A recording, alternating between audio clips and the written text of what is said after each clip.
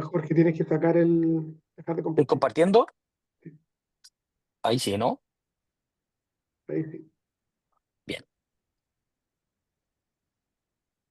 Se voy a esperar que la gente se vaya conectando.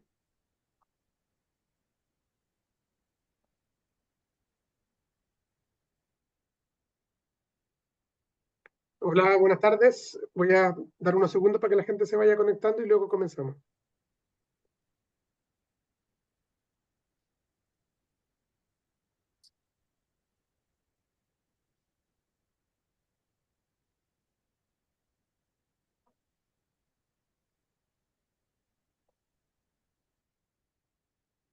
Ok.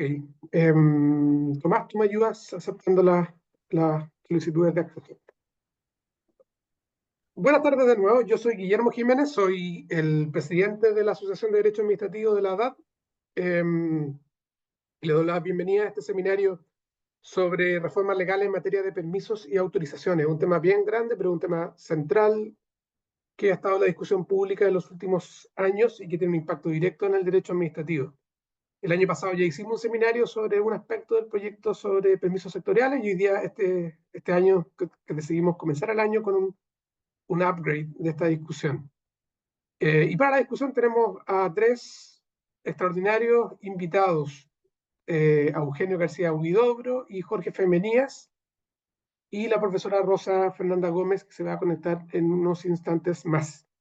Lo que vamos a hoy día, entonces vamos a hablar, voy a dar la palabra a Eugenio, luego a Rosa y finalmente con Jorge. Eugenio va a hablar un poquito más tiempo porque el proyecto es un poco más complejo, va a hablar cerca de 25 minutos, mientras que Jorge y Rosa van a hablar entre 10 y 15 minutos cada uno.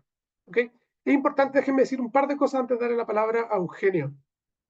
El tema de el tiempo que demoran y la manera en que la administración se relaciona con los privados en materia de permisos y autorizaciones es un tema que ha estado en la palestra en Chile a propósito de los problemas de crecimiento económico que hemos tenido, pero como yo creo que algunos de nuestros invitados, especialmente Eugenio, va a tratar, es un problema internacional en realidad.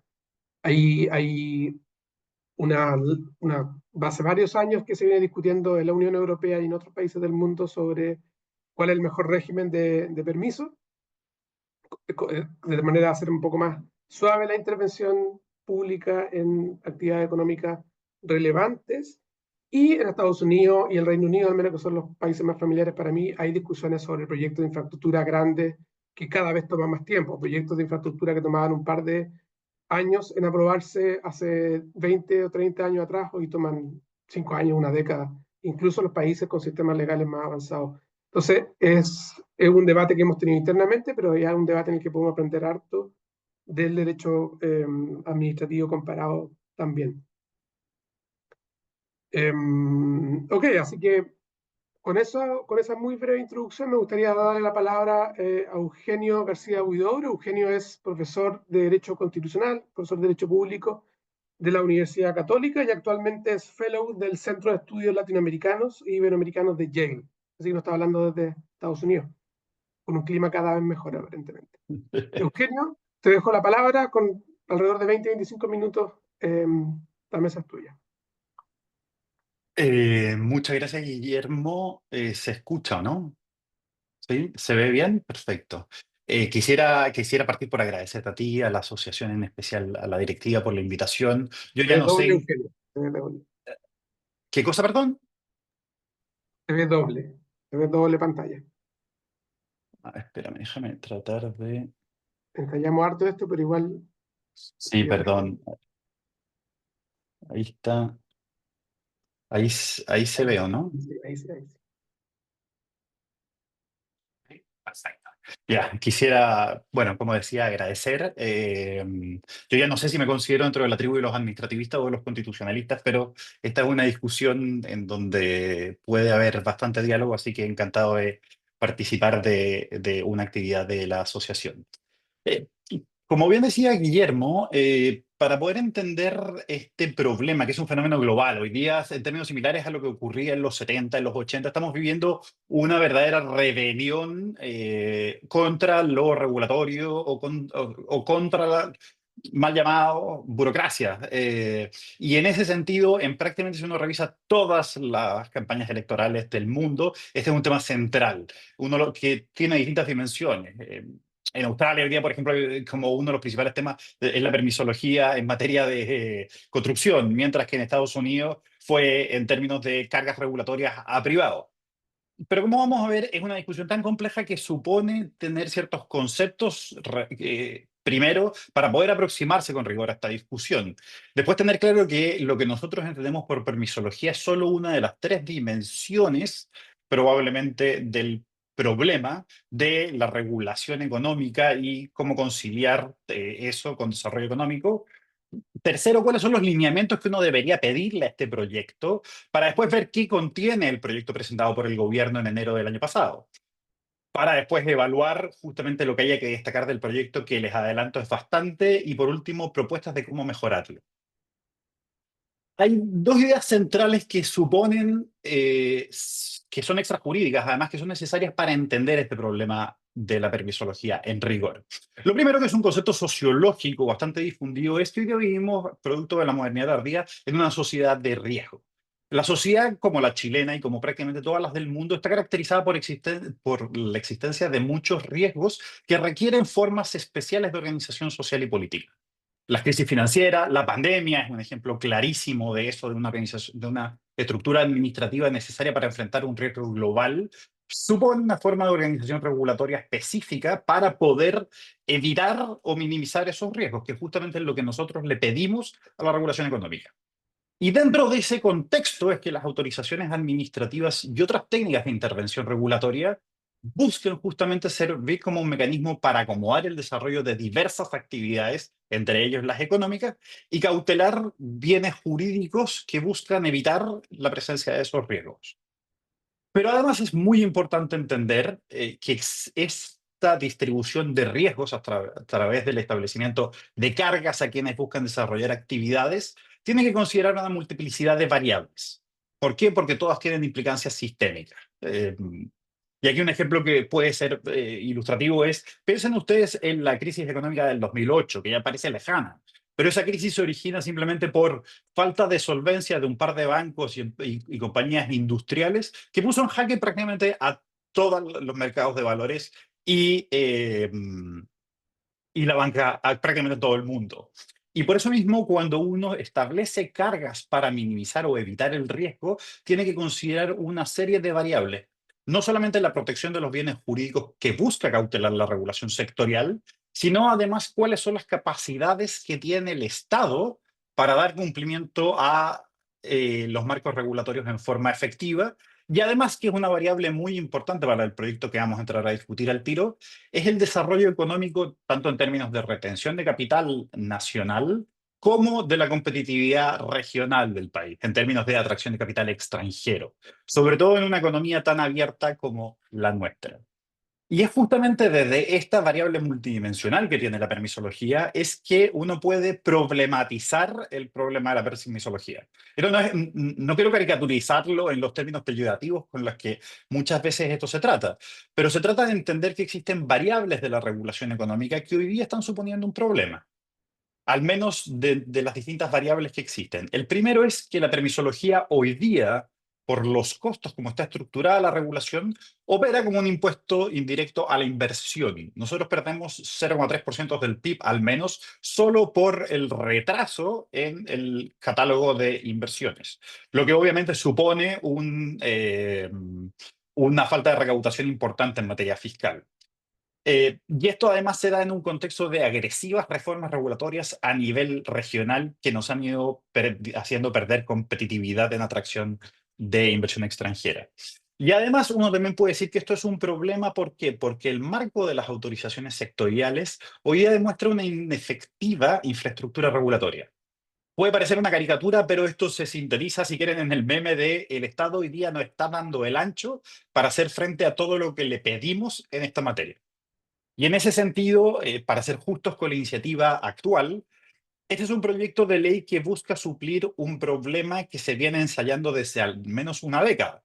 El gobierno del presidente Piñera 2 avanzó bastante, el gobierno de la presidenta Bachelet 2 también trató de avanzarlo, pero no hemos podido. El problema de la permisología, en segundo lugar, para tener un diagnóstico, tiene al menos tres dimensiones. Primero, en términos de los procedimientos administrativos, que es lo que vamos a discutir propiamente. En segundo lugar, el de los reguladores. Y en tercero es la administración de cargas a los privados que quieren desarrollar actividades. Muy en simple, el diagnóstico es clarísimo, es compartido, el proyecto de ley es absolutamente honesto en este sentido. Chile es uno de los países que tiene procedimientos de tramitación de autorizaciones más complejos del mundo. Y eso no estamos en el último de la tabla porque hay variables que no se controlan, como el federalismo, que complejiza los procedimientos y el otorgamiento de permisos. Primero, los procedimientos son extensos, incluso en aquellos de mayor uso. Eso está reconocido por la Comisión Nacional de Emprendimiento y Productividad. Después, existe una falta de certeza y escasa previsibilidad en términos de cuáles son los procedimientos que en los hechos, no en el derecho, se aplican. Por falta de información, porque existen procedimientos no reglados y también porque los privados, con mayor o menor grado de verosimilitud, le tienen desconfianza al sistema. Tercero, que no se suele decir, hay una escasa participación ciudadana en los procedimientos que afecta la legitimidad de la actividad regulatoria del Estado y no está muy claro cuáles son los efectos que produce esta participación en la evaluación regulatoria, que es algo que la OCDE suele mencionar. Dos, los reguladores sectoriales, que es algo que no trata en mayor medida el proyecto. Existe una gran cantidad de reguladores sectoriales que no tienen capacidad de hacer frente al problema de la permisología, que no tienen espacios de coordinación entre ellos y por lo mismo no existe una política regulatoria de carácter coherente. En materia de permisos o autorizaciones, perdón, son cosas distintas, pero yo las voy a usar como sinónimo.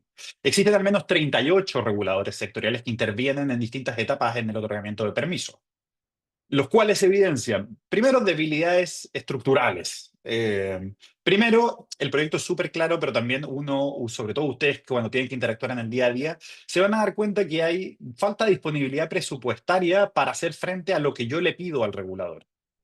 Además, como bien ha dicho el profesor García y el subsecretario Cordero, existe una baja autonomía técnica en materia de reguladores sectoriales que se manifiesta de diversas formas. En energía, por ejemplo, existe una constelación bastante caótica de reguladores sin una clara delimitación competencial.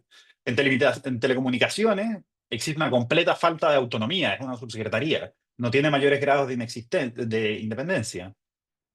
En segundo lugar, no existe espacios efectivos de coordinación y trabajo conjunto para que el Estado pueda, valga la redundancia, coordinarse en materias de autorizaciones sectoriales, como si los existen países como Portugal, donde hay conferencias donde los reguladores se juntan a buscar soluciones colegiadas en esta materia, lo cual lleva como resultado bastante esperable a que en los últimos 10 años, al menos en forma bastante evidente, ha habido un aumento absolutamente inorgánico en las autorizaciones sectoriales y una amplia dispersión normativa.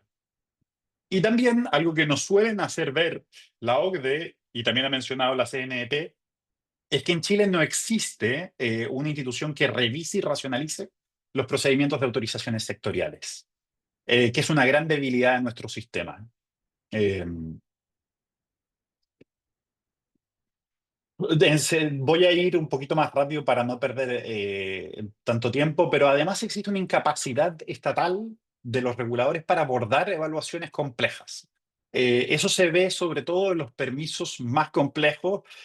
Jorge va a hablar más de eso, sobre todo en materia ambiental, pero hay ciertos servicios que ya están identificados que son críticos, en donde la incapacidad parecería ser mayúscula o total. Además, hay una grave falencia en la gestión del conocimiento. No sabemos cuántos permisos se tramitan en Chile, como lo evidencian los estudios de la Comisión Nacional para el Emprendimiento y la Productividad. Y además existen reguladores de facto en muchos mercados con las distorsiones que eso genera. El Tribunal de Defensa de la Libre Competencia, la Corte Suprema, la Contraloría y el el Consejo para la Transparencia. Y por último, y tal vez más importante para lo que discutimos, eh, existe una multiplicidad y desproporcionalidad de cargas a los privados. Cuando yo hablo de cargas, lo que quiero decir es que yo le establezco una exigencia a alguien para desarrollar una actividad, sea económica o no. esas cargas se manifiestan en que en las actividades prioritarias en materia económica, yo tengo al menos 439 trámites que cumplir para invertir en diversas etapas proyectos. No necesariamente complejo. De ese número hay al menos 300 permisos, de los cuales 63 son prioritarios para la inversión. Además, en esa administración de cargas regulatorias existe una fragmentación en la gestión de las cargas ex ante. Yo tengo varias autoridades que de manera fragmentada y con competencias superpuestas intervienen en el establecimiento de estas cargas sin una política regulatoria coherente a lo largo del Estado. A lo cual se suma que, salvo casos excepcionales, la Dirección de Presupuesto, el Ministerio de Economía, existe una baja capacidad técnica para analizar el impacto económico que tienen el establecimiento de esas cargas. Y por último, una vez que esas cargas regulatorias son establecidas, no existe un seguimiento continuo a lo largo del tiempo para ver cómo van a ir impactando, sobre todo en la dimensión agregada que tienen en el sistema. Lo que lleva, obviamente, que el sistema es desproporcionado en términos de las cargas, como el debate lo ha hecho aparentemente claro y el mismo proyecto de ley reconoce. ¿Qué le tendríamos que pedir en base a este diagnóstico al proyecto? El proyecto debería buscar, o al menos una solución a este problema. Primero, modernizar y simplificar la regulación, sobre todo en materia de cargas. Después, que a lo largo de todos los 38 reguladores haya coherencia y consistencia sistémica entre los distintos permisos que sean reflejos de una política coherente en materia regulatoria a lo largo del Estado. Lo cual se puede hacer efectivo, en tercer lugar, a través de una estandarización. Que los procedimientos sean más o menos similares o que al menos conversen entre ellos. Igualmente importante es que estas cargas deberían ser proporcionales al riesgo que buscan cautelar. Y aquí, en términos de como la proporcionalidad, debería haber una mayor rapidez en los procedimientos en comparación con la realidad actual, pero sin descuidar los bienes jurídicos. A propósito de todos los populismos regulatorios que estamos viendo en muchas partes del mundo, la verdad es que la experiencia muestra que las llamadas estrategias de motosierra tienen escasa efectividad en saber conciliar las capacidades técnicas del Estado con la desregulación. Y por eso uno tiene que avanzar en esto sin dejar de cautelar bienes jurídicos. Y ahí, bueno, menciono otro en las que yo creo que es bastante importante, porque el proyecto no trata, es el fortalecimiento de la autonomía técnica y capacidades institucionales de los órganos del Estado. Ahora, para entrar de lleno al proyecto, ¿qué tiene el proyecto? El proyecto, en primer lugar, trata de establecer una estandarización y una cierta autoridad o rectora en materia de permisos a lo largo de todo el Estado. Por lo tanto, deja de lado, en parte importante, la evaluación de cargas regulatorias ex ante y además la regulación, o sea, como la modernización de los reguladores sectoriales. Esa es una reingeniería mayor del Estado que, dado los tiempos políticos y la urgencia de avanzar en esta materia, el Ejecutivo decidió dejar de lado o al menos no darle la prioridad que le ha dado a este proyecto. Entonces, el proyecto, enfocándose en procedimientos y en establecer una rectoría técnica en materia de permisos, establece primero las bases de un sistema para la regulación y evaluación sectorial, estableciendo ciertos servicios y autorizaciones excluidas, que sin embargo en la Cámara de Diputados se establece que los permisos que están excluidos, así como también los servicios, la Contraloría, las Fuerzas Armadas, etcétera, pueden sin embargo acogerse voluntariamente a la aplicación de la regulación que establece esta ley. En segundo lugar, con el propósito de establecer una estandarización, se establece una tipología de 6 tipos de autorizaciones, esto está creo que en el artículo 7 del proyecto de ley, en donde se busca dar cierta homogeneidad a todo el archipiélago infinito de autorizaciones o permisos que existe en determinadas categorías, que son 6. Sin perjuicio de lo cual, la última, que es el 7, letra F, establece una categoría genérica que puede funcionar como elemento desestabilizador del numerus clausus. También establece técnicas habilitantes alternativas a las autorizaciones, es decir, avanzar en avisos y declaraciones juradas como una forma alternativa y menos gravosa en términos de cargas, para regular actividades económicas. Y también establece en uno de los puntos más bajos, que es algo que incluyeron en la Cámara de Diputados, mecanismos de responsabilidad administrativa por incumplimiento de plazo. Establece un procedimiento general aplicable a autorizaciones sectoriales con un régimen especial para ciertos proyectos o actividades priorizados. Vamos a ver al tiro qué significa eso. Establece, en forma bastante, yo considero bienvenida, entidades técnicas que pueden colaborar con los servicios elaborados puntuales para hacerse cargo de ciertos cuellos de botella, y también certificadoras de privados que busquen obtener ciertos beneficios en la evaluación de sus proyectos. Para hacerse cargo del sistema para la regulación y evaluación sectorial, establece una institucionalidad que va a tener la superintendencia de este sistema, principalmente a través de una oficina alojada en la Subsecretaría de Economía, que se llama la Oficina de Autorizaciones Sectoriales de Inversión, aun a pesar de que el proyecto original del Ejecutivo buscaba establecer un servicio descentralizado, y además establece un comité de subsecretarios para la regulación y evaluación sectorial.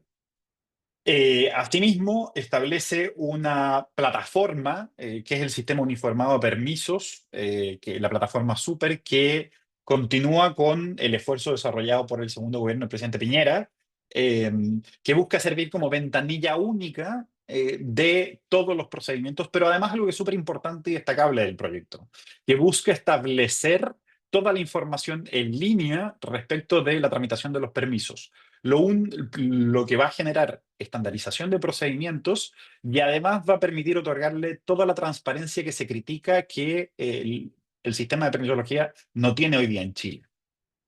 Asimismo, establece diversos procedimientos de mejora regulatoria, o sea, no solamente basta con establecer mecanismos para administrar las cargas regulatorias, sino que además de revisión permanente con el propósito de ir evaluando la utilización de técnicas alternativas y también de ciertas legislaciones o cambios legislativos que podrían ser útiles de introducir. Y por último, existe un título donde establece intervenciones a ciertos cuerpos sectoriales, que si bien en un principio el proyecto de ley cuando se presentó era un archipiélago bastante inconexo de regulaciones, a través de las indicaciones, sobre todo las del Ejecutivo, ha ido mejorando en establecer cambios bastante sofisticados a cuerpos legales que pareciera ser el Ejecutivo no quiso someter en términos completos al procedimiento estandarizado o general de evaluación. Este proyecto hoy día está en la Cámara, o sea, en el Senado, en la Comisión de Economía, y se presentaron a fines de enero cerca de 400 indicaciones que deberían empezar a ser discutidas en los próximos días. ¿Qué podría uno destacarle a este proyecto? Primero, el levantamiento de información que se hizo en el trabajo prelegislativo es bastante notable. Es un gran avance todo el levantamiento de información que se hizo. Tiene un diagnóstico y lineamientos bastante correctos en términos de el diagnóstico, cumple con lo que suele pedirse a proyectos o reformas de esta naturaleza, con la excepción de la modernización de los reguladores. La plataforma va a ser un instrumento de gestión regulatoria bastante útil, solo quedando pendiente la ventanilla del SEA, que va a operar en paralelo. Se establecen mecanismos participativos y además se avanza, que es tal vez lo más importante, en establecer una política regulatoria de Estado en materia de permisos que aspire a ser coherente y multisectorial. En los últimos minutos que me quedan, quiero ofrecer ciertas propuestas de mejora al proyecto de ley. Y lo quiero hacer entendiendo que este es un proyecto prudente, es decir, rechaza populismo regulatorio en materias de motosierra, si ustedes quieren, pero que yo creo que carece de la ambición que se requiere dado el contexto económico que estamos viviendo, sobre todo más allá de si crecemos tanto por ciento del PIB en atracción de capitales de extranjeros, dadas las reformas regulatorias que se han implementado en la región. Dicho eso, primero, el proyecto tiene o presenta bastantes avances en la modernización y racionalización del sistema de autorizaciones, pero poco en su simplificación. En términos generales, mantiene el paradigma de establecer a la autorización administrativa como categoría central. Y eso uno lo puede ver cuando lo compara con lo que le sirvió de base, que es la reforma de España del 2019, donde existe un triple test que yo tengo que cumplir para justificar el establecimiento de una autorización. Aquí en Chile ese triple test se aplica de manera inversa. Yo solamente cuando cumplo esos requisitos puedo eliminar la autorización para pasar a una declaración jurada. Y por lo tanto, una posible solución es invertir este paradigma y establecer modelos como el de España o Portugal, en donde la libertad económica es la regla general y yo tengo que probar que se cumple ese triple requisito para establecer una autorización. Otro segundo problema es que se excluyen permisos prioritarios para la inversión, sobre todo en materia ambiental, algunas concesiones marítimas, que no sobre todo concesiones menores o otros permisos que están a cargo de la Subsecretaría de Fuerzas Armadas, que no necesariamente comprometen la seguridad nacional. Eh, y además hay otras soluciones ad hoc en el título octavo de la ley, que con esto yo no quiero decir que haya que revisar la propuesta que se tiene en el título ad hoc en materia de energía, en materia también de energía nuclear, por ejemplo. Mi punto es, ese título contiene regulación bastante sofisticada, pero cabe la duda de por qué regularla aparte y no llevarla al procedimiento general. Esa yo creo que es una interrogante que no está solucionada.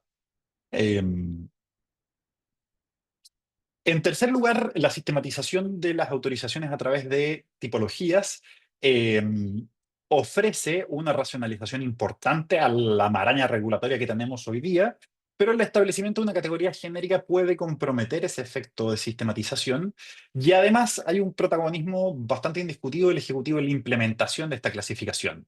Va a estar a cargo de la oficina, pero el que va a dictar el decreto es el ministerio. Yo aquí hago la prevención que el ministerio presentó una clasificación preliminar en la Cámara de Diputados de qué iría en cada categoría. La oficina, solamente como para ir avanzando más rápido, la oficina yo creo que es una de las pocas partes del proyecto que está en el momento peor de lo que entró. ¿Por qué? Porque si bien uno podía hacer muchas observaciones al proyecto de ley, hoy día el proyecto evidencia una oficina que tiene graves faltas de autonomía y falta de competencias duras para cumplir su mandato. Eh, Ahí yo, de hecho, lo hice ver en el Senado. Existen ciertos modelos donde uno puede conciliar, por ejemplo, la Dirección de Educación Pública del Mineduc es uno donde uno puede conciliar, tratar de acercarlo al centro de gobierno, que es algo que uno quiere en este tipo de materias, pero tratando de establecer ciertas garantías que den independencia técnica. Eh, Además, se requiere delimitar con mayor precisión su mandato. Y ahí, bueno, yo doy ciertas recomendaciones. Yo creo que uno no le tiene que pedir a este tipo de instituciones gestionar cargas regulatorias. ¿Por qué? Porque eso supone rediseñar la arquitectura regulatoria del Estado y es una reingeniería mayor que este proyecto de ley difícilmente va a poder lograr. Entonces, uno puede pedirle al menos tres cosas y sobre todo tratar de introducir que esta nueva institución promueva innovaciones en el sector público, en la línea un poco con lo que se ha tratado de hacer en Estados Unidos con la Inflation Reduction Act, en donde la institución equivalente dispone de una serie de recursos para generar convenios de colaboración, en donde los cuales se pueda incentivar mejoras a nivel sectorial. Eh, las actividades o proyectos priorizados, existe una falta de incentivo, si bien es destacable, sobre todo después de la derogación del decreto ley de inversión extranjera, si bien es bienvenido este tipo de mecanismos, existe una falta de incentivos por parte de los privados para acogerse al régimen y todavía existen ciertos riesgos de captura política. Cuando uno ve lo que están haciendo las regiones en todo el mundo, sobre todo en Argentina el año pasado, donde el régimen de atracción de inversión extranjera es tan agresivo, yo como privado no tengo mayores incentivos para acogerme a este régimen, más allá de una reducción de plazos que otros cuerpos legales ya lo establecen y que por lo tanto harían pensar que tal vez el único beneficio que me ofrecen es innecesario. Y por eso nosotros con el profesor Decio Carrasco y José Francisco García presentamos una propuesta de cómo podríamos cambiar este régimen para hacerlo bastante más atractivo. Y también sería conveniente eliminar el comité de subsecretarios por la composición política que tiene en la evaluación de este mecanismo, sin perjuicio de lo cual uno puede asignarle otros roles como la aprobación de las bases concursales. Y para ir cerrando, eh, el proyecto también establece un mecanismo que es bastante bienvenido, o sea, como que es bastante atractivo, de permitir evaluaciones previas por certificadores calificados de carácter privado antes de entrar a evaluación. El problema es que el proyecto de ley establece una aproximación descentralizada donde lo deja a cada cuerpo sectorial o a cada autoridad regulatoria y no establece mayores incentivos para acogerse a eso que supone claramente una inversión de parte del privado. Y por lo tanto uno puede establecer fórmulas intermedias que incentiven a los privados a utilizar estos mecanismos, como por ejemplo presunciones simplemente legales que pueden ser desvirtuadas por el regulador. Y ya para cerrar, las últimas tres es, uno podría explorar fórmulas de invariabilidad regulatoria, tal vez no tan agresivas como la introducida por Argentina o Brasil en el año pasado o el 2019, pero igualmente uno podría establecer algunos mecanismos similares como el certificado de informaciones previas, como un congelamiento regulatorio para la tramitación del proyecto. Eh, Penúltimo, la responsabilidad administrativa como un mecanismo de incentivos es una mala idea.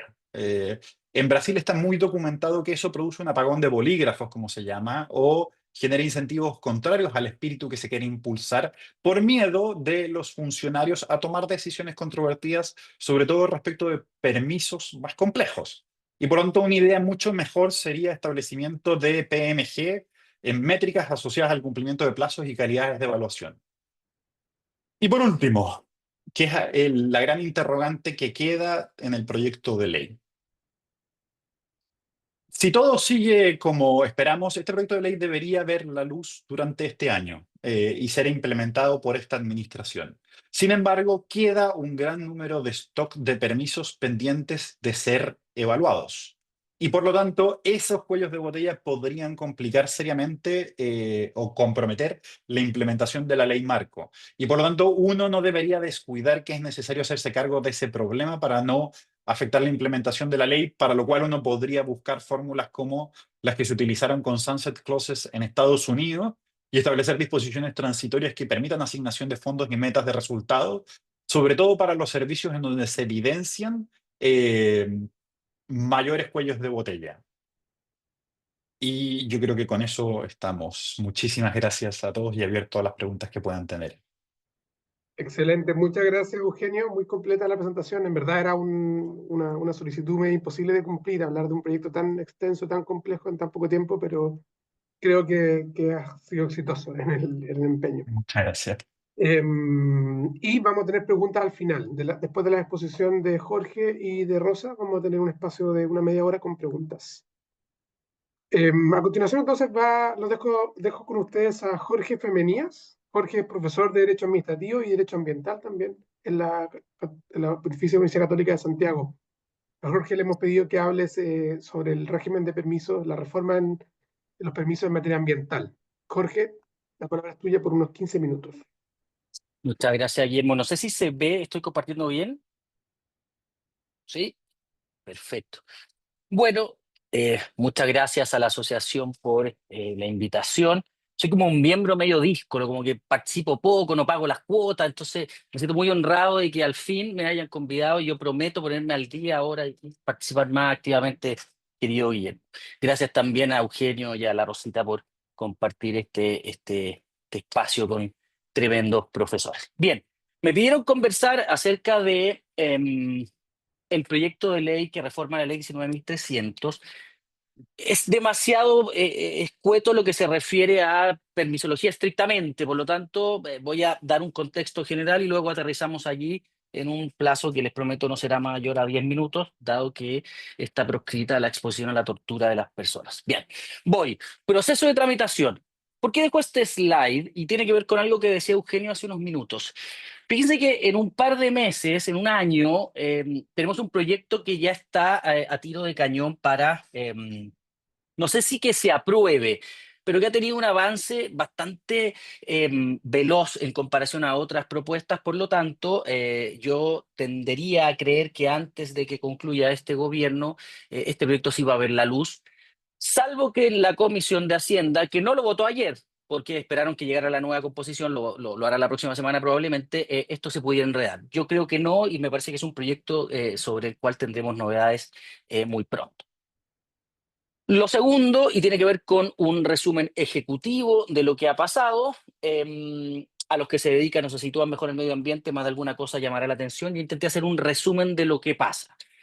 Y en el marco del CIA, la calificación de los proyectos ya no estará en manos de las cuevas, sino del director regional o el director ejecutivo. O sea, desaparece este órgano colegiado y se fortalece, eso lo plantean así en sus documentos del gobierno. No sé si se fortalece, no sé si se fortalece, pero bueno, así lo dicen, fortalece el comité técnico. Se modifican las reglas de la calificación, o sea, es decir, y esto sí me parece que es bastante plausible, se exige que se fundamente esta calificación conforme a los propios lineamientos que le entrega la ley 19.300 al órgano administrativo. Se elimina el comité de ministros, me imagino que eso a todo el mundo es lo primero que le queda en la cabeza, y a efectos de conocer los mecanismos de impugnación de la resolución de calificación ambiental. Se entrega esta rectoría técnica al CEA, es una aspiración que ha tenido el gobierno, que ha tenido o esta administración, y por lo tanto asumen algo que yo, me adelanto a lo que les quería comentar después, no tengo muy bien claro qué significa rectoría técnica, pero se les entrega a ellos. Se delimitan taxativamente las tipologías de ingreso, cuestión que también, me estoy adelantando a todo lo que voy a decir después, pero es que no puedo evitarlo, cuestión que también uno dice, ¿de qué me sirve tener causales taxativas y después la Corte Suprema dice que 38 plataformas ingresen igual al CEA? No tengo tan claro qué, pero este proyecto sí tiene una ventaja allí, tiene un acierto que yo les voy a comentar después.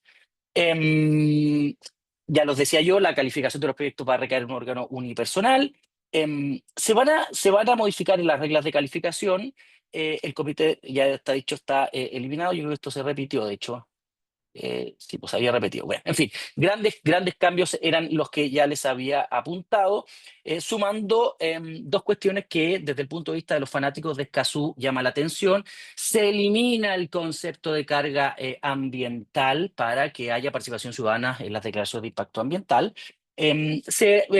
Levantan, se eliminan algunas trabas en materia de evaluación ambiental estratégica y en materia de daño ambiental.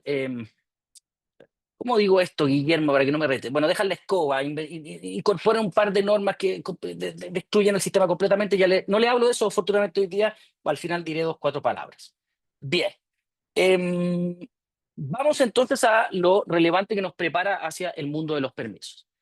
¿Qué ocurre con el sistema de evaluación de impacto ambiental? En materia de recursos que se interponen en contra de la resolución de calificación ambiental, me parece sumamente valiosa esta eliminación del recurso administrativo ante el Comité de Ministros y de paso la eliminación del Comité de Ministros, y que ello se haya reemplazado, a mí me gustaba con un recurso de reposición sin jerárquico, pero bueno, con jerárquico ante el director ejecutivo o el director regional según proceda. La idea de esto, y tiene que ver con los permisos, es evitar la burocracia. Y por lo tanto, yo en las veces que alguien me preguntó esto, les decía, ¿de qué te sirve reclamar administrativamente si esto por anga o por manga va a terminar el tribunal ambiental? ¿Para qué obligamos el agotamiento de la vía administrativa si esto va a terminar sí o sí ante el tribunal ambiental? Y por lo tanto me parece extraordinariamente valioso y pertinente que en la ley, en la modificación propuesta, se permita, a juicio del consumidor, reclamar en sede administrativa o ir directamente al tribunal ambiental.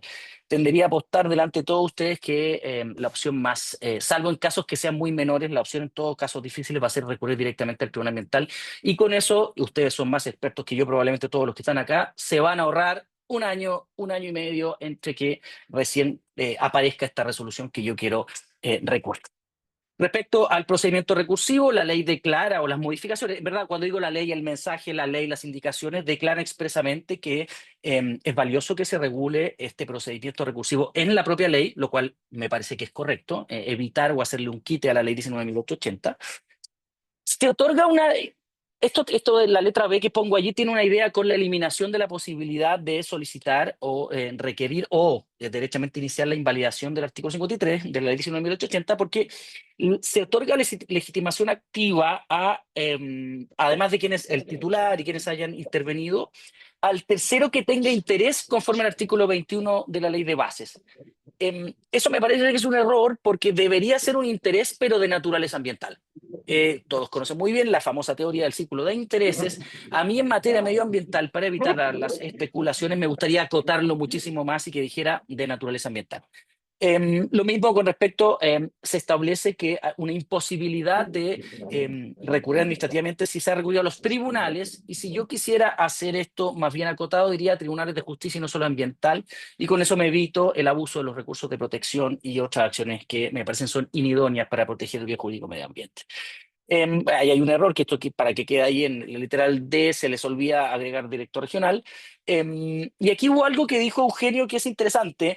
Se establece una suerte de responsabilidad disciplinaria si es que el director dice ejecutivo, debe entenderse ejecutivo o regional, no resuelve el recurso a tiempo, pero bueno, esa responsabilidad disciplinaria debería concretarse en algo muy específico y a mi juicio debería ser en cuestiones que afecten, no quiero decir el bolsillo, que sí, al modo de la otra ley, pero que afecten directamente esta responsabilidad disciplinaria del superior jerárquico. Finalmente, insisto, creo que con todo el enredo que se armó con la invalidación propia e impropia, es un gran avance la proscripción de solicitar o ejercer la invalidación.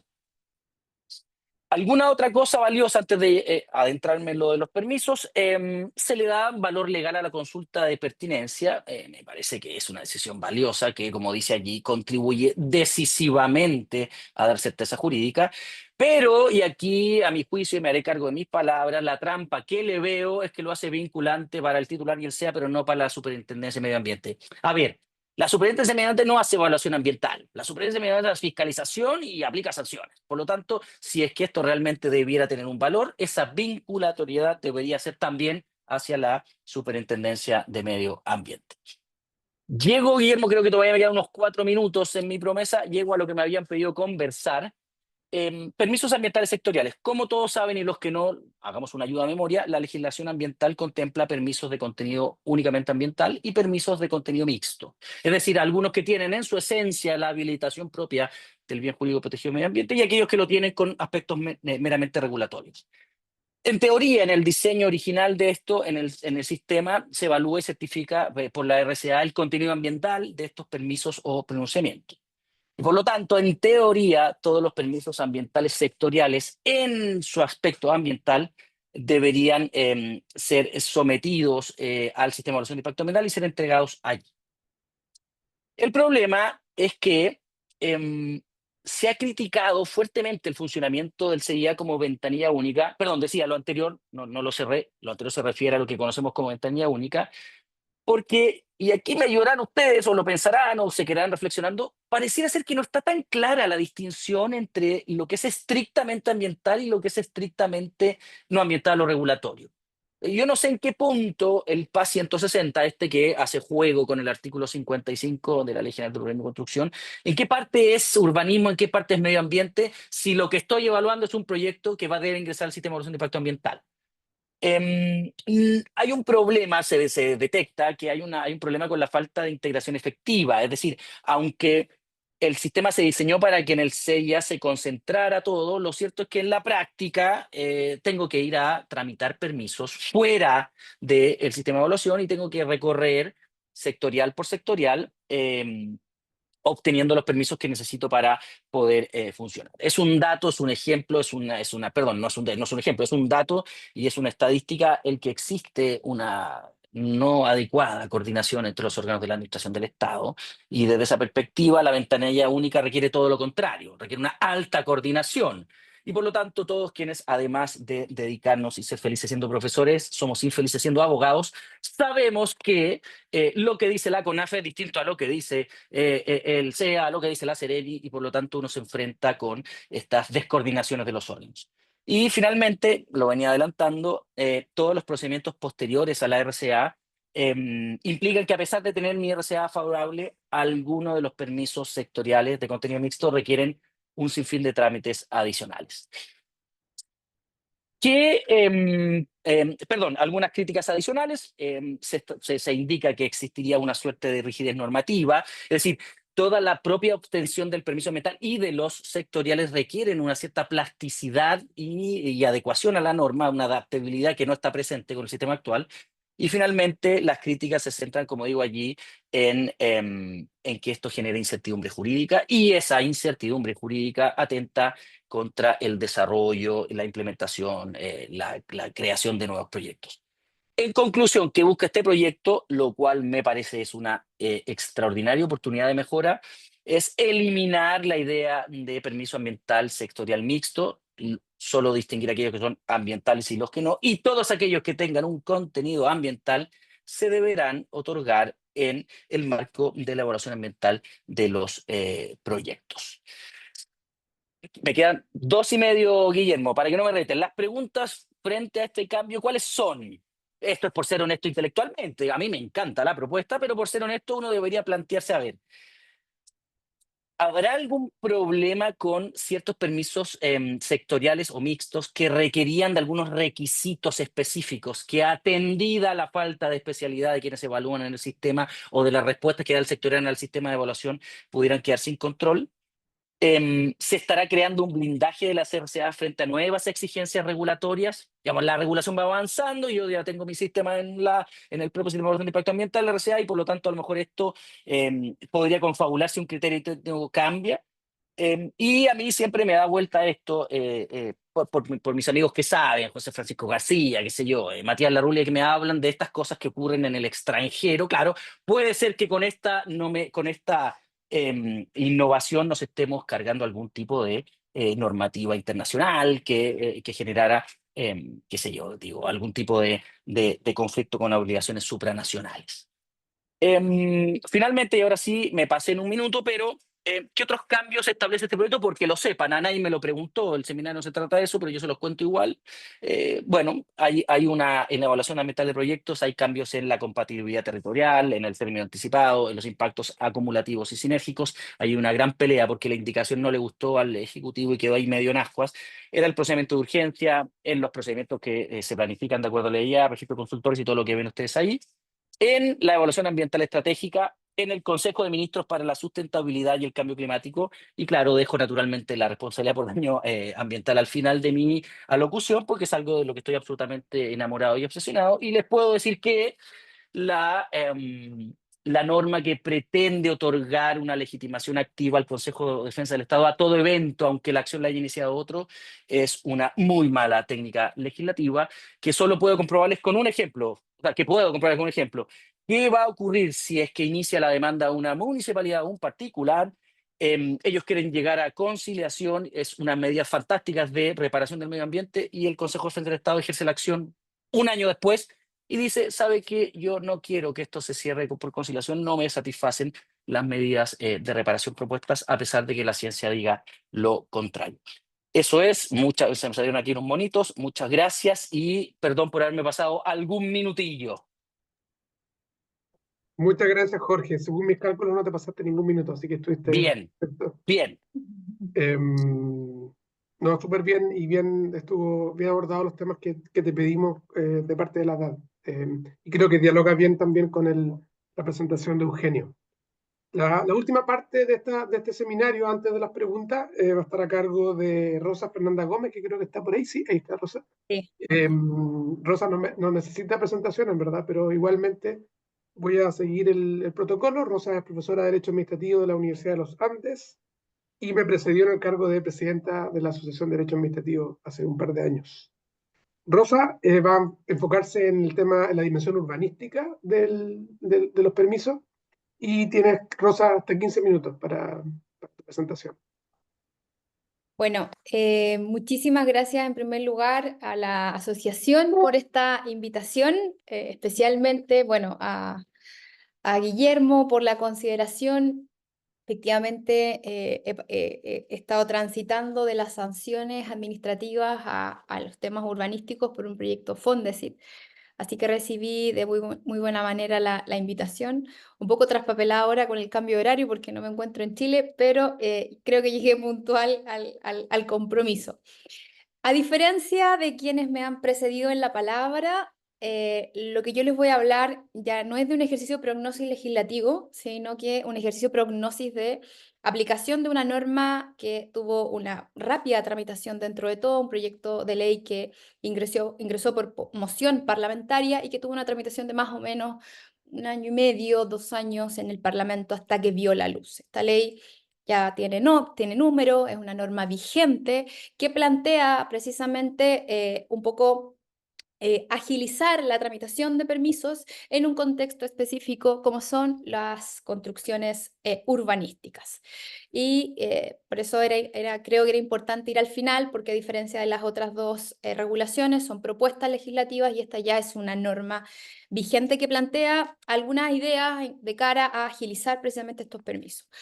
¿Cuál es el contexto en el que surge la norma? Primero, fundamentalmente el ADN de la norma es atender a una patología sistemática que tenemos en nuestro ordenamiento jurídico, como es la demora en la tramitación administrativa, ¿ya? La demora, que es una tendencia que vemos en el proyecto de permisos generales, que vemos luego también, de cierta manera, en lo que plantea Jorge, y que también afecta a los temas urbanísticos, pero no hay que dejar de olvidar que la ley de bases de procedimiento administrativo surge como una norma que precisamente buscaba agilizar la actuación administrativa y que vemos que hemos fracasado de manera estrepitosa en ese objetivo. Y así vemos también cómo de manera sectorial se van creando regulaciones que intentan un poco apurar a las autoridades a través de algunos ajustes en los plazos y algunas exigencias también a la administración. Aquí el fenómeno es precisamente el mismo, había una demora en la tramitación de las distintas etapas que se tenía para autorizar un permiso y de allí que había una cierta freno en la tramitación de proyectos inmobiliarios. Las complejidades que se identificaron en ese momento eran que habían múltiples órganos públicos que intervienen en la aprobación de proyectos, cualquier semejanza con los proyectos de ley que ya se relataron es simplemente coincidencia. Y aquí se denunciaba un exceso de burocratización. También se señalaba que había una falta de precisión en algunos plazos respecto de la respuesta que tenía que dar la administración, lo cual dejaba la incertidumbre al operador jurídico para interpretar qué plazo tenía. Por lo tanto, allí se podía generar algún tipo de ambigüedad. También se acusa una amplia discrecionalidad administrativa, con la cual, bueno, puede ser tanto positiva como negativa, pero acá se advierte como un elemento negativo. Y también se habla de una deficiente fiscalización de las empresas de servicios básicos, lo cual no puede causar cierto ruido en una norma como esta, pero ya vamos a explicar dónde inciden las empresas de servicios básicos en este punto. Y luego, como guinda de esta torta, es la famosa falta de coordinación administrativa entre los órganos que intervienen, que también es parte de la patología sistemática que presenta la tramitación de permisos en nuestro ordenamiento. ¿Qué normas modifica esta ley? Bueno, una amplia gama de preceptos, ¿vale? Y creo que las más relevantes, sin duda, es la Ley General de Urbanismo y Construcciones. Dicha norma fundamentalmente es la que pretendo abarcar en los minutos que se me han asignado para esta tarea, que ya no los conté, Guillermo, así que tú me interrumpes cuando ya me falte un minuto. Pero también modifica 10 cuerpos legales más, inclusive la Ley Orgánica de Municipalidades, la ley que crea el Registro Nacional de Inspectores Técnicos, la ley que crea el Registro de Revisores Independientes, a los cuales también se les imponen nuevas obligaciones y responsabilidades, el Código Orgánico de Tribunales, también modifica la Ley de Protección al Consumidor. Bueno, el listado es largo y para tranquilidad de todos, al final de la presentación van a poder ver un código QR donde están todas estas reformas concordadas en el sentido de que está el cuerpo normativo antes de la entrada en vigencia de la ley y el cuerpo normativo con la reforma legal. Ahora, de manera discrecional, he elegido los temas que las reformas son cuantiosas, pero creo que busqué capturar quizás las que pueden ser más relevantes para quien tramita de ordinario ante una dirección de obras municipales. La primera de ellas es, bueno, enfocadas precisamente a la ley general, es la existencia en algún momento o la inexistencia de un director de obras, planteaba el interrogante de qué asuntos podía conocer la Secretaría Regional correspondiente. Y la norma anterior hablaba solamente de los permisos, ya decía falta de director, los permisos serán otorgados por la Seremi correspondiente. Y ahí la duda quedaba, bueno, ¿solo los permisos? ¿Qué pasa con otro tipo de autorizaciones o certificados?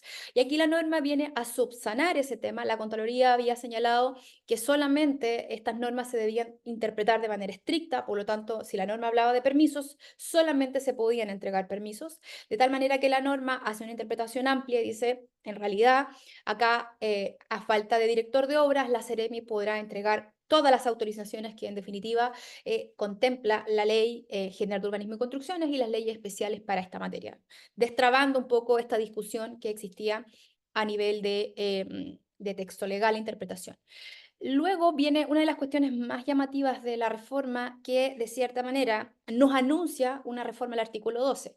El artículo 12 señalaba que la Seremi Minbu iba a ser competente para resolver todas aquellas reclamaciones que se interpusieran contra las resoluciones emitidas por el director de obras. Acá se ratifica esa idea, pero además se agrega que será competente para conocer de otras actuaciones, entre ellas los rechazos a los señalados en el inciso tercero del artículo 118, que tiene que ver con la falta de pronunciamiento respecto a los permisos o las reclamaciones en contra de los rechazos propiamente tales respecto de permisos, ¿vale? Es decir, aquello que en algún momento era tramitado por la vía del reclamo de ilegalidad, anunciando ya lo que viene más adelante, ahora se erige un nuevo reclamo de ilegalidad, pero ya no en sede municipal, dado que no es el organismo técnico, sino que se entrega esta competencia a la Seremi Minbu. Quizás esa es una de las mayores reformas que viene y también lo que nos genera un cierto dolor estomacal, porque no sabemos si estas autoridades van a estar realmente calificadas. Técnicamente lo están, pero en cuanto a la gran tramitación de la cual pueden ser objeto de ahora en adelante, quizás esto pueda generar una congestión y quizás no ayude a los objetivos principales de este proyecto de ley. Luego, bueno, aquí precisamente tratando un poco de recoger cuáles son las observaciones iniciales de esta reforma, uno de los problemas que había es que para solicitar muchas veces iniciar estos proyectos, se requería también tener informes favorables de parte de los servicios públicos, sanitarios o energéticos. Aquí esos informes no necesariamente se emitían de manera oportuna, lo que también generaba un retraso en la tramitación de estos permisos. Ahora a las empresas sanitarias y a las empresas eléctricas se les establece un plazo específico de 10 días para informar de todas aquellas solicitudes de proyectos en relación a la factibilidad y a la envergadura de la generación de energía o de servicios sanitarios en aquellos proyectos, de tal manera que los privados también son golpeados por esta norma en el sentido de que también se les exige plazos para responder. Luego, otra de las cuestiones interesantes, y esto es también parte de agilizar los permisos, es de cierta manera destrabar las exigencias de permisos y establecer que van a haber dos tipos de obras que la ordenanza tendrá que calificar que no requieran permiso por una parte o que estén sometidas a una autorización o a una ejecución a través del uso de otras técnicas. Estas otras técnicas no vienen definidas por la ley, sino que se mandata a la Ordenanza General de Urbanismo y Construcciones para que defina cuáles van a ser los proyectos que no requerirán permiso o aquellos que en la ejecución estarán sometidos a estas otras técnicas. En eso precisamente se está trabajando ahora y entiendo que hay una consulta pública que intenta un poco definir y establecer en concreto a qué se refieren con esto. Esto ciertamente viene a destrabar la regla de que toda obra tiene que pasar por un permiso previo, ¿vale? Es decir, hay algunas obras que van a quedar totalmente excluidas y hay algunas otras que se van a poder ejecutar con ciertos matices, con mayor flexibilidad. Luego se fortalece de manera significativa lo que dice relación con la comunicación y la transparencia en materia de permisos.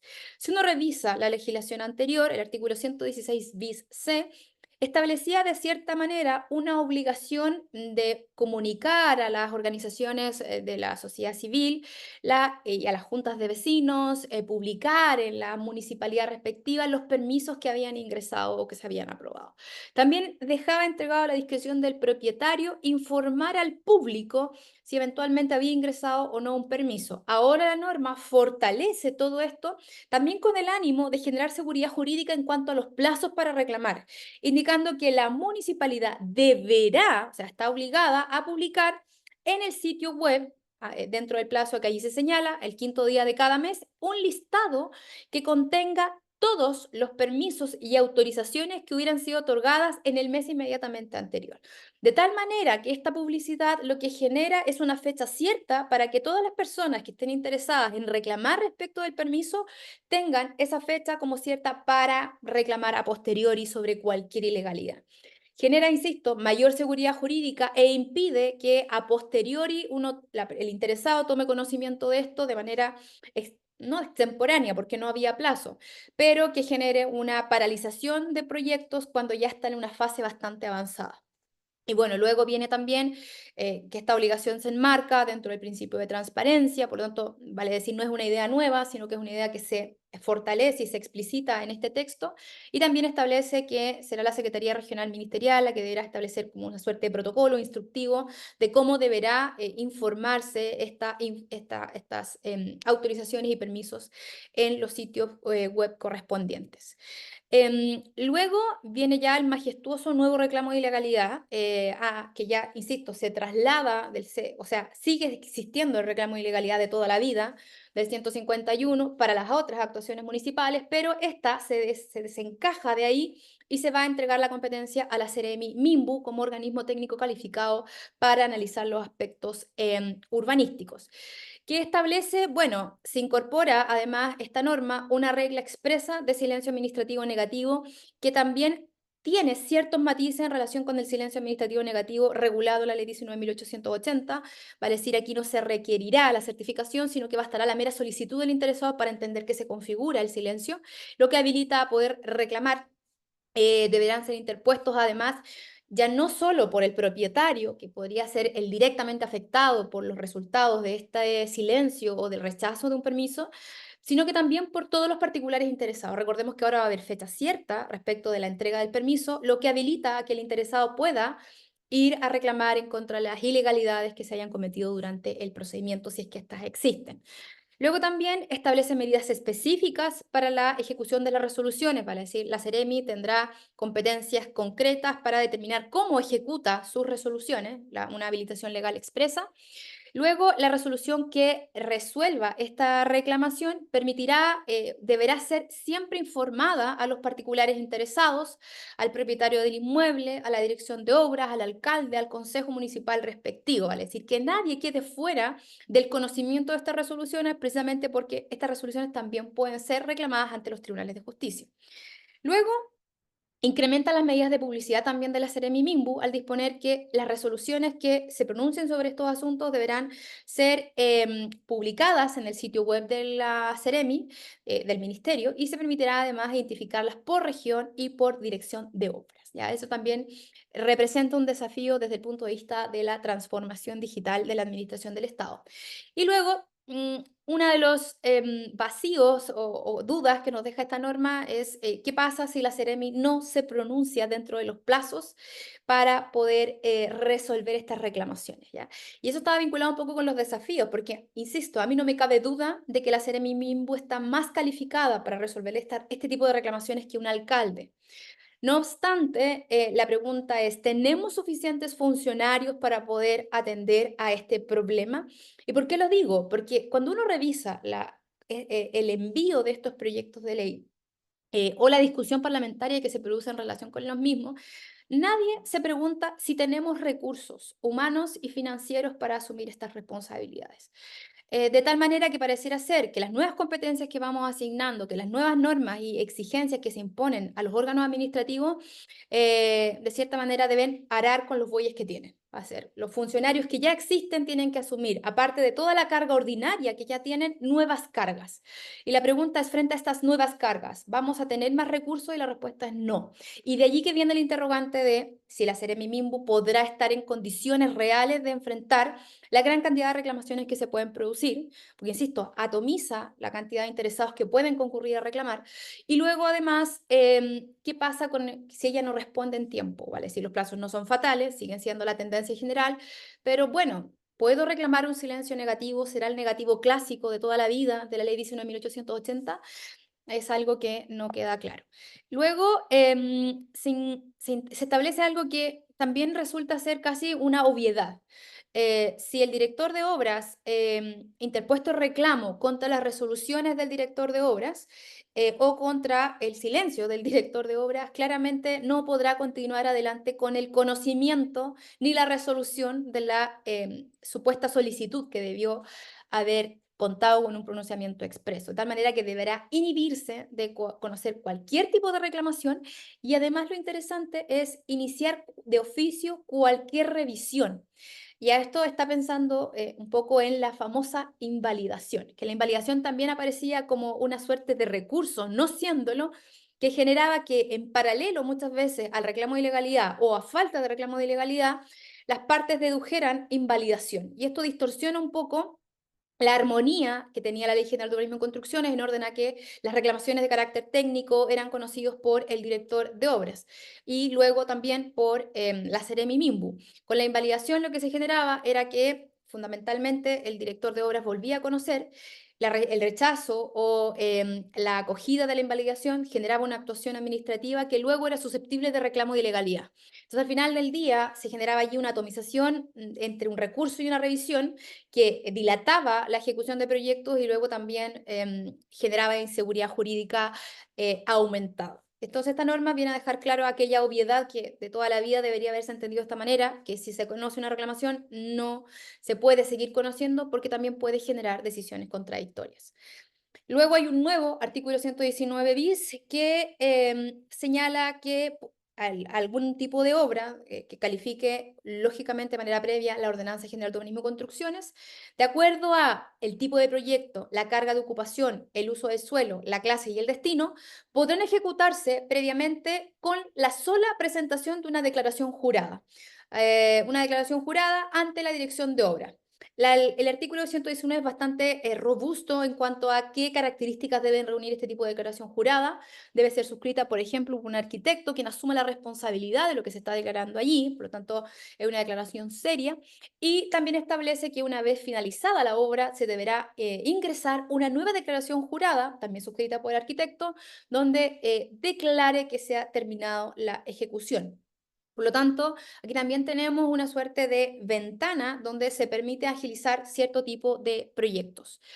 Luego, Rosa, y con un minuto. ya, perfecto, sí, Un la par de acabo de minutos. ver. Fuiste generoso, creo que Guillermo. Gracias por eso. Luego, el director de obras, esto también dice relación con el tema ya de la recepción de obras, porque existía discusión si en la recepción de obras, ya sea total o parcial, el director de obras podría formular observaciones de legalidad. La Contraloría, en dictámenes del año pasado, ya ha dicho que no, que simplemente lo que tiene que hacer el director de obras es un contraste entre lo autorizado y lo construido, lo ejecutado. Y esto viene a ser ratificado por esta norma, donde dice únicamente podrá revisar el cumplimiento de las normas urbanísticas aplicables a la obra conforme al permiso otorgado. De tal manera que todas las ilegalidades ya tendrían que haber quedado subsanadas antes o consolidadas en su caso y no podrá efectuarse una nueva revisión, sobre todo en esta sede tan terminal del procedimiento de ejecución, en un plazo de 30 días. Bueno, la norma es mucho más robusta y creo que eso es lo más relevante que podría señalar dado el poco tiempo que nos queda. Para concluir, les dejo aquí el código QR donde podrán encontrar este cuadro comparativo con las normas anteriores a la reforma, no solamente de la Ley General de Urbanismo y Construcciones, sino que de los 11 preceptos que vimos de manera previa, más la norma reformada. Agradezco nuevamente a la asociación en la persona de su presidente por esta invitación y también felicitarlos por estas instancias que precisamente nos ayudan a entender un poco en qué estamos y para dónde vamos en materia de derecho y de permisos. Súper, muchas gracias, Rosa. Muy buena y completa presentación.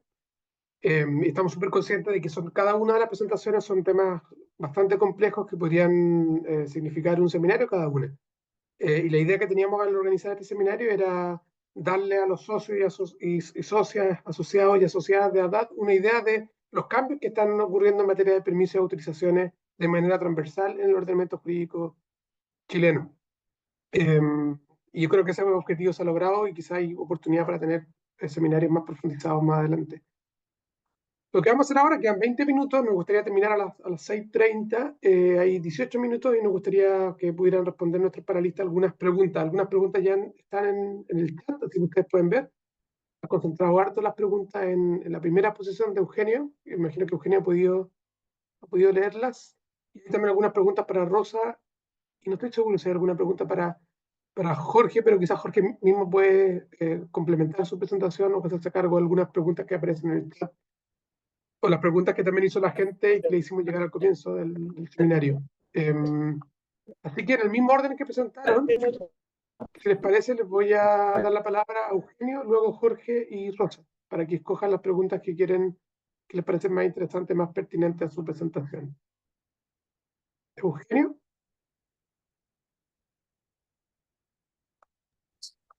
Muchas gracias, Guillermo. Muy interesantes las presentaciones. Menos mal partí yo antes, porque la mía era bastante más árida y menos dinámica. Eh, sobre las preguntas, yo creo que hay dos. Primero, William, hay formas de medirlo. De hecho, yo tengo una publicación en el SET con Fernando Bastidas, donde hablamos de la permisología como un impuesto por diversas razones. Eh, Primero, porque genera un desincentivo a las inversiones, lo cual afecta directamente al crecimiento. Eh, y de hecho, si uno revisa o sea, como el informe preparado por una comisión de expertas que sirve de base al proyecto, si uno acorta en la mitad los plazos de los permisos actualmente en tramitación, se espera que en una década podamos recaudar entre 3 y 4% más del PIB. Ahí hay un indicador clarísimo que está operando como un impuesto a la inversión. Uno podría decir muchísimas otras. Eso es en términos absolutos en Chile. En términos relativos, además, hoy día no tenemos las ventajas comparativas que teníamos con otros países, ya no en términos de retención de capital nacional, sino en términos de atracción de capital extranjero. No tenemos un vehículo de inversión extranjera que establezca las garantías que la tenían otros países, o sea, que tienen otros países hoy día, por ejemplo, Argentina, por ejemplo, Perú en algunos casos, o incluso países que no necesariamente tienen una tradición de apertura económica, eh, han establecido incentivos tributarios, etcétera, que funcionan, ahora en términos relativos, como un mecanismo que sí permite entender que estamos dejando de recibir financiamiento por esta variable que afecta al crecimiento directamente. Eso no quiere decir que todavía tengamos bastante ventajas comparativas respecto de otros países. En términos de probidad, nosotros somos uno de los países menos corruptos de la red, si no el menos corruptos de la región en materia de permisos, salvo en algunos casos que son más bien anecdóticos en construcciones. Y ahora, la segunda parte de la pregunta, en términos fiscales,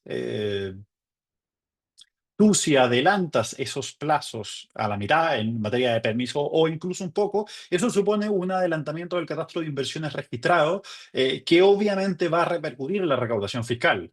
A mayor crecimiento, mayor inversión, hay mayor recaudación fiscal, lo que supone un ingreso directo para el Estado. Así que tanto para los privados como incluso para la recaudación fiscal, mejorar la regulación sin, de nuevo, descuidar los bienes jurídicos y hacer más proporcional el sistema de permisos es conveniente. Y no sé si sobre función pública esa, sin duda, sin duda.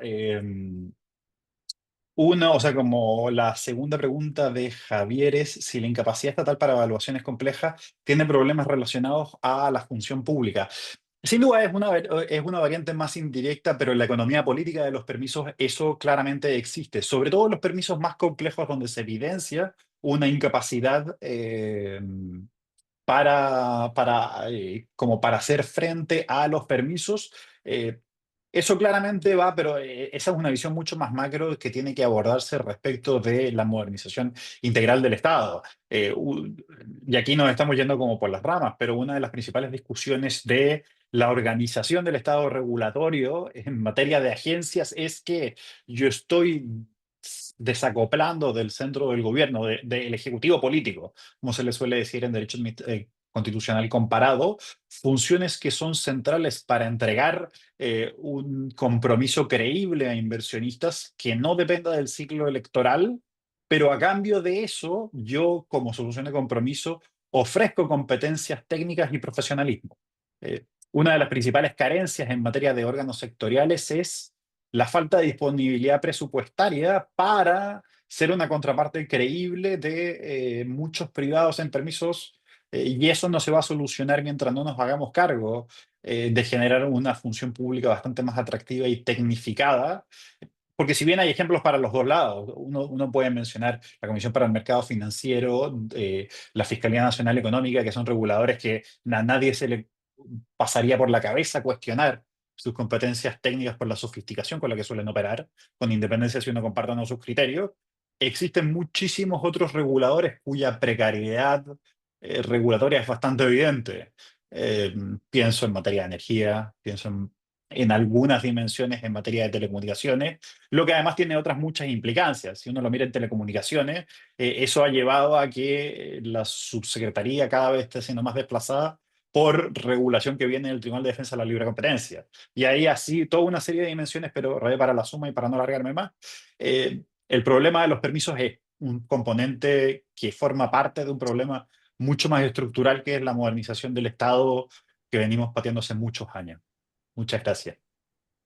Ok, gracias, Eugenio. Quedó pendiente la pregunta sobre el control judicial, que es un aspecto que el proyecto no desarrolla y que algunas personas ven como un potencial problema hacia el futuro.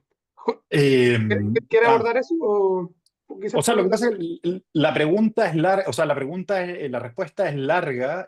Uno tiene que preguntarse si es que hay atajos en esto. Y la verdad es que uno puede ensayar ciertas fórmulas, pero también no hay que desconocer que hay problemas estructurales en materia que ya trasciende permisos. Cuando uno tiene, que es un problema común en América Latina, cuando uno tiene un recurso de protección que tiene tan pocos contornos institucionales, como uno lo ve en materia ambiental. La impugnación, por más que yo la trate de atajar de un lado, se va a desbordar por el otro. Entonces, eh, pedirle a este proyecto que establezca estándares de, me imagino, deferencia regulatoria hacia los órganos sectoriales es difícil, sobre todo porque si uno revisa la jurisprudencia de la Corte Suprema, los estándares de deferencia son completamente distintos dependiendo de lo sectorial, o sea, de los órganos sectoriales, porque además responde que aquí no hay una correlación exacta, pero normalmente la Corte, salvo casos muy puntuales, suele demostrar más deferencia a aquellas agencias o servicios, sea coincidencia o no, esa es otra historia, que suelen tener mayor sofisticación regulatoria. Eh, entonces, tratar de buscar una solución ad hoc en un artículo aquí, no sé si yo sería justo pedírselo a este proyecto. Ya. Em, Jorge, ¿quieres hacerte cargo de alguna de las preguntas o hacer un comentario referente a tu presentación? Solo por cumplirte, nadie me preguntó nada, lo que pueda super de dos vertientes, o fue una lata atroz y a nadie le gustó, o fui suficientemente claro. Me voy a quedar con esta segunda opción. Pero si tuviera que decir algo, hay una pregunta que en realidad es un poquito petición de principios, pero me gusta porque son esas polémicas. Mire, dice, ¿qué opina sobre la ausencia en materia de recursos y contencioso administrativo? No, perdón, esa no, esa es la de que no quiero decir, también quiero hablar de eso, pero ¿tiene influencia en la incapacidad estatal para evaluaciones complejas los problemas relacionados con la función pública? Multiplicidad de estatutos, carreras funcionales, confianza legítima. Don Javier Ignacio, voy a partir con la parte de la caricatura. ¿Tiene alguna influencia en la selección chilena que Alexis Sánchez juegue pésimo, que Arturo Vidal esté viejo y que Claudio Vidal se haya retirado? Sí, claro, si yo tengo estos problemas que usted menciona como una petición de principio, insisto, que hay muchos estatutos, que hay carreras funcionarias, por supuesto que eso va a influir en la evaluación. Pero lo que no se plantea en su pregunta, y en lo que yo quiero decir es estrictamente ambiental, por supuesto que la falta de capacidad técnica, la ausencia de conocimientos avanzados sobre servicios ecosistémicos, sobre ciencia ambiental, influye decisivamente en las malas evaluaciones ambientales que tenemos. Pero yo no me voy a ir sin antes poner una bandera. El excesivo dogmatismo, el ambientalismo desbordado en el que vivimos, por supuesto que influye, sobre todo que cuando quienes ejercen esas funciones tienen 29, 30, 35 años. Entonces, si lo negamos, nos estamos haciendo trampa. Es evidente que esos problemas influyen en materia de permisología, en materia de avanzar en la celeridad de las autorizaciones administrativas. Y con respecto a la ausencia en materia de recursos y contencioso administrativo, haciendo el disclaimer de que Eugenio sabe infinitamente más que yo de esto y por tanto su opinión es más válida, yo les quiero decir algo. O sea, ¿para qué voy a fijar normas de responsabilidad disciplinaria si no tengo dónde ir a controlarlas? Digamos, yo lo estoy viendo desde lo pedestre, Eugenio, no tan arriba, sino más bien abajo. ¿De qué me sirve a mí tener 45 normas que apliquen responsabilidad disciplinaria por no cumplir con los plazos si no tengo dónde ir a reclamar? Porque lo que sí es cierto, ya lo dijo Eugenio, es que, lo había dicho antes Pedro Pierri, la prostitución del recurso de protección como un supletorio al contencioso administrativo no resuelve estos problemas. Yo necesito tener, y no te digo un tribunal del contencioso administrativo, pero sí necesito tener alguna medida, algún vehículo para poder perseguir este tipo de responsabilidades por demoras. Eso es lo que puedo decir, querido Guillermo. Sí, Eugenio. Solo 2 segundos a propósito de la pregunta, perdón, que me quedó pendiente. Por más allá de que la función pública y la organización administrativa opere, yo creo que es de toda justicia hablar de la precariedad con la que operan muchos reguladores sectoriales, pero eso no quita además que uno tenga que hacer matices respecto de cómo se gastan los recursos en el Estado. Si uno revisa a propósito del proyecto de ley de los cuales Jorge mencionaba, el de evaluación ambiental 2.0, uno cuando revisa el informe financiero que se acompaña al proyecto de ley, uno ve que la ampliación de la planta no va destinada a evaluaciones de proyectos, sino que va destinada a hacer frente a recursos judiciales. Entonces uno ve que la modernización del Estado no solo pasa para tener mejores funcionarios y más calificados, sino que haya una planificación racional de cuáles son las facultades que yo le quiero pedir al regulador y cómo avanzar integralmente en eso. Si yo estoy moviéndome hacia un modelo que abandona el comando y control, yo no sé si quiero tener más funcionarios litigando en corte y menos que evalúen. Lo que demuestra que por más que uno trate de avanzar, incluso cuando nosotros estamos metiendo recursos, hay que cuestionarse si esos recursos están siendo gastados eficientemente. Eso, muchas gracias. Gracias, Eugenio. Rosa. Muchas gracias, Guillermo. Bueno, lo que decía Eugenio recién está vinculado con que en general todas estas leyes pareciera ser, yo no sé si muy optimistas cuando vienen con todas estas reformas, porque insisto con el tema de que no podemos pretender reformas si no hay recursos económicos suficientes. Es una gran mentira la que, yo no sé, si el órgano ejecutivo cuando envía el proyecto o cuando se discute a nivel parlamentario, por ejemplo, este tema de permiso no ingresó por iniciativa del presidente, sino que fue moción, no se discute la necesidad económica de contar no solamente, como decía Eugenio, con profesionales competentes, que es un gran desafío hoy a nivel de toda administración pública, sino que también con que estamos generando nuevas funciones a funcionarios que ya están estresados con las que tienen. Entonces, yo creo que ese es un tema que hay que hacerse cargo antes de empezar a hablar de cualquier reforma de cualquier naturaleza. Esta reforma de la cual les comentaba yo es significativa, pero no sé si va en la línea de su ADN, que es agilizar el tema de los plazos, porque yo creo que se están generando nuevas instancias donde no hay recursos económicos ni capacitación quizás para conocer de estos temas. Entonces, yo creo que es un gran nudo y un gran problema ese a nivel global en las reformas que se están impulsando. Luego, para responder ya a las preguntas, una decía relación con, sí, el artículo 12, ¿qué pasa con el reclamo de ilegalidad municipal, el de toda la vida? La ley no lo excluye, si uno hace una interpretación razonable y atiende al espíritu de la norma, deberíamos entender que queda expresamente, que queda implícitamente excluido, pero no lo excluye expresamente. Por lo tanto, creo que deja la puerta abierta a que alguien pudiera reclamar en contra de igualmente una actuación o una resolución del director de obra, que no debería ocurrir, pero no lo dice expresamente.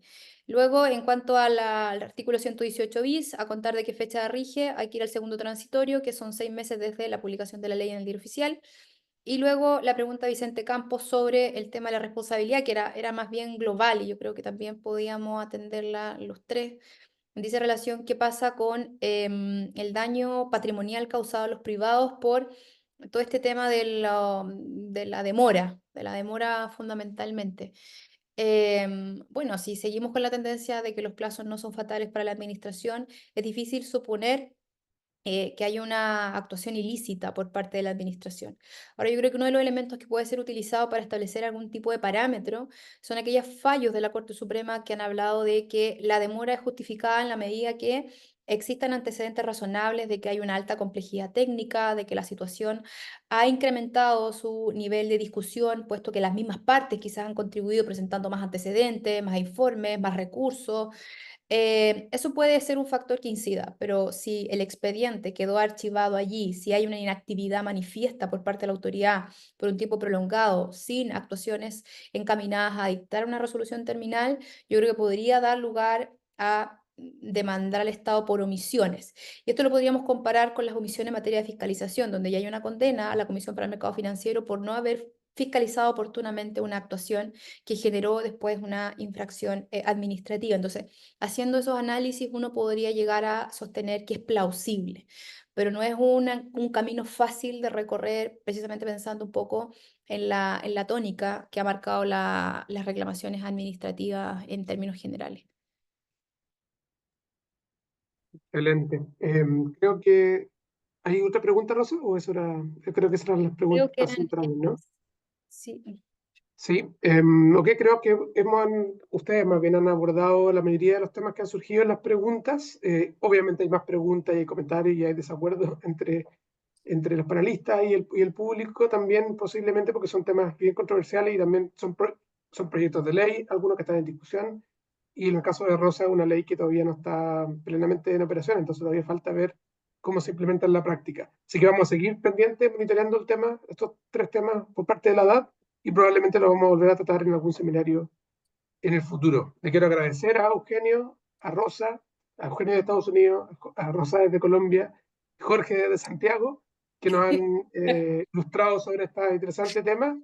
Y terminando justo la hora, porque ya la mayoría de la gente tiene que irse a descansar, los dejo invitados para una próxima sesión de los seminarios de la edad. Que tengan Muchas una buena gracias por tarde. la invitación. Un Muchas gracias abrazo por todo. grande, Guillermo. Gracias a todos. Un Gracias abrazo, a todos. Rosita, Eugenio. Que Que estén estén muy muy bien. bien. Abrazo Chao, a chao. todos, gracias. Adiós. Chao.